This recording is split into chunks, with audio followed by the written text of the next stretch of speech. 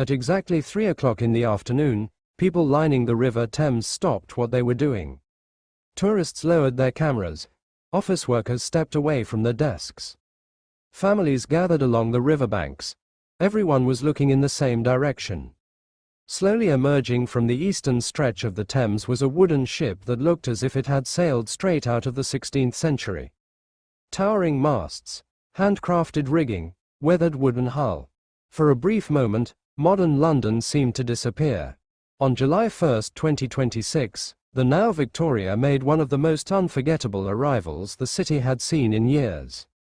As the historic replica approached the heart of London, crowds grew larger by the minute. Children pointed excitedly. Photographers rushed to capture the perfect angle. Even regular commuters paused to witness something they never expected to see on an ordinary weekday. Then came the moment everyone had been waiting for. The ship slowly passed beneath Tower Bridge. Thousands of smartphones were raised into the air. Cheers echoed across the river. The contrast was extraordinary.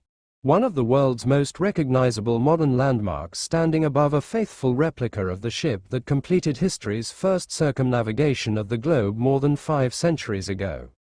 For many spectators, it felt less like watching a ship, and more like watching history return. The original Victoria was part of the famous expedition that left Spain in 1519 under Ferdinand Magellan. After Magellan's death during the voyage, Juan Sebastián Elcano led the surviving crew home in 1522, completing the first successful journey around the entire world. Out of more than 200 sailors who began the expedition, only 18 returned. The voyage forever changed humanity's understanding of the planet. The vessel arriving in London was not the original ship. It was a full-scale historical replica built with remarkable attention to detail. Constructed using traditional shipbuilding techniques, the modern NAO Victoria has spent years sailing across oceans as a floating museum, allowing visitors to experience what life aboard a 16th-century exploration vessel may have been like. As it continued its slow journey along the Thames, the crew stood proudly on deck, waving to the crowds gathered on both sides of the river. Many visitors waved back. Some applauded. Others simply stood silently, taking in the rare sight. Professional photographers climbed nearby viewpoints. Television crews positioned cameras along the waterfront. Social media quickly filled with videos showing the ship gliding beneath Tower Bridge. For many London residents, it became one of the most photographed moments of the summer. After passing the bridge, the vessel carefully maneuvered towards St Katharine Docks, where it would remain open to visitors. Dock workers guided the ship with incredible precision. Crew members adjusted thick ropes by hand. Within minutes, the ship was safely secured at its berth. But the excitement was only beginning. The following morning, visitors from around the world lined up outside the docks. Families, students, history enthusiasts, travelers. Everyone wanted to step aboard. Crossing the gangway felt like stepping back 500 years. The wooden decks creaked beneath every footstep. Thick ropes stretched overhead. Narrow stairways led below deck. Visitors explored cramped sleeping quarters where sailors once rested during months at sea.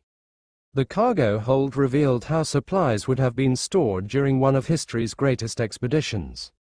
Children asked countless questions. How did they survive storms? How did they navigate without modern technology? Where did everyone sleep? Crew members patiently explained the challenges faced by explorers who crossed unknown oceans with nothing more than courage, determination, and basic navigational instruments. Many visitors admitted they had never realized how small the ship actually was.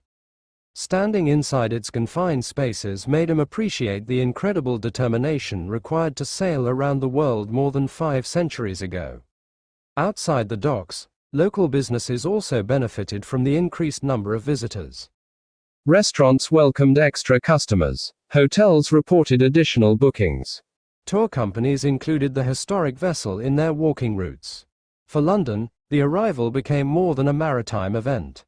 It became a celebration of history, education, and cultural exchange.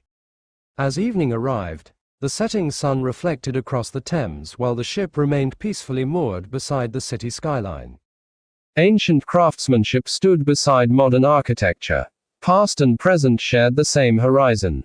Visitors continued taking photographs until the final light disappeared behind London's famous buildings. For just a few days, one remarkable ship reminded millions that history is not confined to textbooks.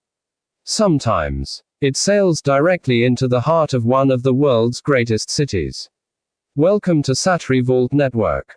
Subscribe for more unforgettable stories.